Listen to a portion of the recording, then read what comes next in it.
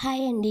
ఈరోజు నేను మీకు చూపించబోయే రెసిపీ వెజ్ పులావ్. దీనికోసం ఒక గ్లాస్ రైస్ని తీసుకొని బాగా కడిగి హాఫ్ అన్ అవర్ పాటు నానబెట్టుకోవాలండి. ఇప్పుడు క్యారెట్, బీన్స్, ఆలు, బఠానీ ఇవన్నీ కట్ చేసి పక్కన పెట్టుకోవాలి. ఇప్పుడు ఒక జార్ తీసుకొని ఇక్కడ కనిపిస్తున్న ఇంగ్రీడియంట్స్ అన్నీ ఇక్కడ వేసుకొని బాగా మెత్తగా పేస్ట్ చేసి పక్కన పెట్టుకోవాలి. ఒక కడాయి తీసుకొని దాంట్లో 2 స్పూన్స్ గీ వేసుకొని కొంచెం ఆయిల్ కూడా వేసుకోవాలి. తర్వాత ఒక స్పూన్ జీరా, మసాలా దినుసులు అన్నీ వేసుకొని బాగా వేయించుకోవాలి. తర్వాత ఇవి వేగిన తర్వాత కట్ చేసి పెట్టుకున్న ఆనియన్స్ వేసుకొని వేయించుకోవాలి. తర్వాత జీడిపప్పు కూడా వేసుకొని ఇవన్నీ బాగా వేయించుకున్న తర్వాత కట్ చేసి పెట్టుకున్న వెజిటేబుల్స్ కూడా వేసుకొని బాగా వేయించుకోవాలి. వీటితో పాటు పసుపు, రుచికి సరిపడా ఉప్పు వేసుకొని బాగా కలుపుకోవాలండి. వీటిని మూత పెట్టుకొని కాసేపు మగ్గించుకోవాలి.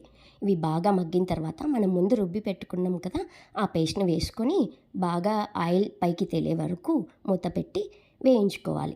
చూడండి, ఇలా ఆయిల్ పైకి తేలిన తర్వాత ఒకసారి కలుపుకొని మనం ముందు నానబెట్టుకున్న రైస్ని వేసి ఒకసారి బాగా కలుపుకొని ఇందులోకి 2 గ్లాసెస్ ఆఫ్ వాటర్ వేసుకోవాలి.